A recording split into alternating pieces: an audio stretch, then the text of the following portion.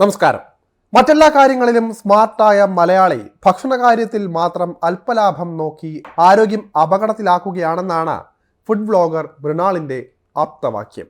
Food vlogger എന്ന നിലയിൽ ഭക്ഷണ സംസ്കാരത്തിൻ്റെയും ഭക്ഷണശാലകളുടെയും പോസിറ്റീവ് വശങ്ങളേക്കാൾ നെഗറ്റീവുകളായിരുന്നു മൃണാളിൻ്റെ വ്ളോഗുകളിൽ കൂടുതലും ഉണ്ടായിരുന്നത്.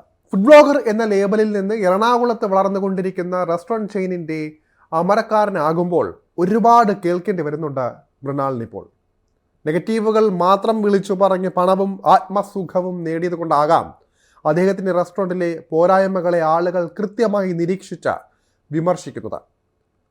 വെറുതെ ഉപ്പില്ല പുളിയില്ല എന്ന പരാതി മാത്രമല്ല, പണം കൊടുത്ത കയറുന്ന ആളെ പൊട്ടന്മാരാക്കുന്ന ഒരുപാട് കാര്യങ്ങളാണ് ചോദ്യങ്ങളായി മൃണാളിന് നേർക്ക് ഉയർന്നുകൊണ്ടിരിക്കുന്നത്.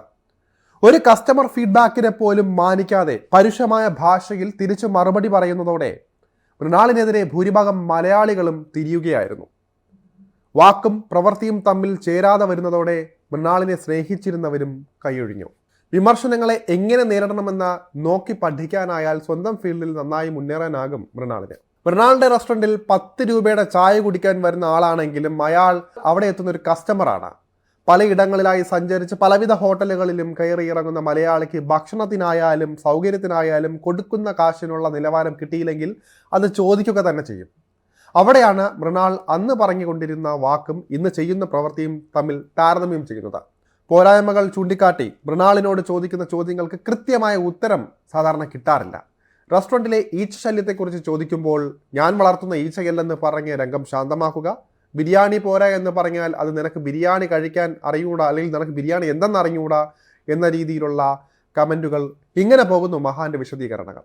എന്നാൽ തനിക്ക് നേരെ വന്ന ഒരു ചോദ്യത്തിന് ഏറ്റവും രസകരമായതും പരസ്പര ബന്ധവുമില്ലാത്തതുമായ ഒരു ഉത്തരമാണ് കഴിഞ്ഞ ദിവസം മൃണാളിൽ നിന്ന് ഉണ്ടായത്. ഒരുപക്ഷെ കേട്ടവരുടെ കിളി പോലും പാറിപ്പോയി കാണും. ഒരു ലൈവിനിടെയാണ് ഈ ഒരു സംഭവം. എൻ്റെ ഹോട്ടലിൽ നിങ്ങൾ ആവശ്യമുള്ള സാധനത്തിൻ്റെ മാത്രം പൈസ തന്നാൽ മതി, ഞങ്ങൾ ഒന്നും അടിച്ചേൽപ്പിക്കില്ല. ബിരിയാണിക്ക് അച്ചാർ വേണമെങ്കിൽ മാത്രം പൈസ തന്ന് വാങ്ങിച്ചാൽ മതി. അതുപോലെ ഡ്രിങ്ക്സ് കുടിക്കുമ്പോൾ സ്ട്രോ വേണമെങ്കിൽ അതിനും പൈസ തരണം എന്നായിരുന്നു മൃണാൾ പറഞ്ഞത്. പിന്നാലെ ഒരാളുടെ ചോദ്യമെത്തി. ചോദ്യം ഇങ്ങനെയായിരുന്നു: സ്ട്രോയ്ക്ക് 1 രൂപ അധികം വാങ്ങുന്നത് പോലെ വിത്തൗട്ട് ഷുഗർ ഡ്രിങ്ക്സ് വാങ്ങുമ്പോൾ വില കുറച്ച് കൊടുക്കണ്ടേ എന്ന്. അതിനുള്ള മൃണാളിൻ്റെ ഉത്തരം ഇങ്ങനെയായിരുന്നു: വിത്തൗട്ട് ഷുഗർ വാങ്ങുമ്പോൾ ഞങ്ങളുടെ പണി കൂടുകയാണ് ചെയ്യുന്നത്, അതുകൊണ്ട് വില കൂടുതലാണ് ടെക്നിക്കലി നിങ്ങൾ തരേണ്ടത്. സ്ട്രോ എന്ന് പറയുന്നത് ഞങ്ങൾ വില കൊടുത്ത് വാങ്ങുന്ന സാധനമാണ്, ഷുഗർ എന്ന് പറയുന്നത് ഞങ്ങൾ വില കൊടുത്ത് വാങ്ങുന്ന സാധനം തന്നെയാണ്.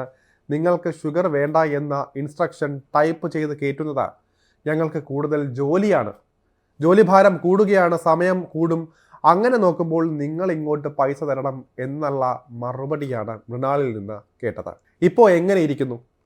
എന്ത് ചോദിച്ചാലും ഒരു ലോജിക്കും ഇല്ലാതെ വിശദീകരിച്ച് മെഴുകാനും ഒരു കഴിവ് വേണമെന്നതിൻ്റെ ഉദാഹരണമാണ് മൃണാളിൻ്റെ നിങ്ങൾ ഈ കേട്ട ഉത്തരം. ചക്കയെന്ന് ചോദിക്കുമ്പോൾ മാങ്ങയെന്ന് ഉത്തരം പറയും, ഒന്നിനും ഒരു ബന്ധവും ഉണ്ടാകില്ല. എന്തായാലും രസകരമായ കമൻറ്റുകളാണ് മൃണാളിൻ്റെ ഈ ഒരു സ്റ്റേറ്റ്മെൻറ്റിന് ചുവട്ടിലായി വന്നുകൊണ്ടിരിക്കുന്നത്. ഹോട്ടലിന് മുന്നിലൂടെ പോകുന്നവർ ഭക്ഷണത്തിൻ്റെ മണം പിടിച്ചാൽ 20 രൂപ ചാർജ് ഈടാക്കും. ഹോട്ടലിലേക്ക് നോക്കിയാൽ ചാർജ് 10 രൂപ, നോക്കാതെ പോയാൽ 5 രൂപ മാത്രം. ഭക്ഷണം കഴിക്കാൻ വീട്ടിൽ നിന്ന് പാത്രം കൊണ്ടുവരാം, അതിൻ്റെ ചാർജ് കുറയ്ക്കുമോ? ഇരിക്കുന്ന കസേരയ്ക്ക് സെപ്പറേറ്റ് വാടക തരണോ?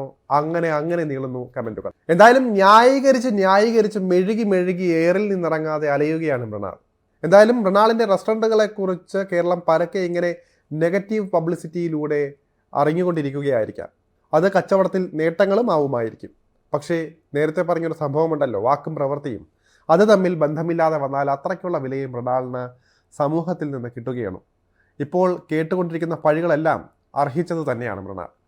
പണവും പ്രശസ്തിയും ചുളിവിന് കിട്ടുന്നല്ലോ എന്നൊരു മൈൻഡ് സെറ്റാകും ഒരുപക്ഷെ ഇപ്പോൾ മൃണാളിനുണ്ടാവുക. ചുളിവിന് കിട്ടിക്കൊണ്ടിരിക്കുന്ന ഈ മാർക്കറ്റിംഗ് എന്ന് തീരുമെന്ന് തോന്നുന്നുവോ? അന്ന് പുതിയ വെടിപൊട്ടിച്ച എയർലൈൻ അത് മാർക്കറ്റാക്കാനും കക്ഷിക്ക് നന്നായി തന്നെ അറിയാം. അതുകൊണ്ട് തന്നെ മൃണാളും അദ്ദേഹത്തിൻ്റെ റെസ്റ്റോറൻറ്റും അടുത്തൊന്നും നമ്മുടെ ഫോണുകളിലെ ടൈം ലൈനിൽ നിന്ന് പെട്ടെന്നങ്ങ് പോവുകയില്ല.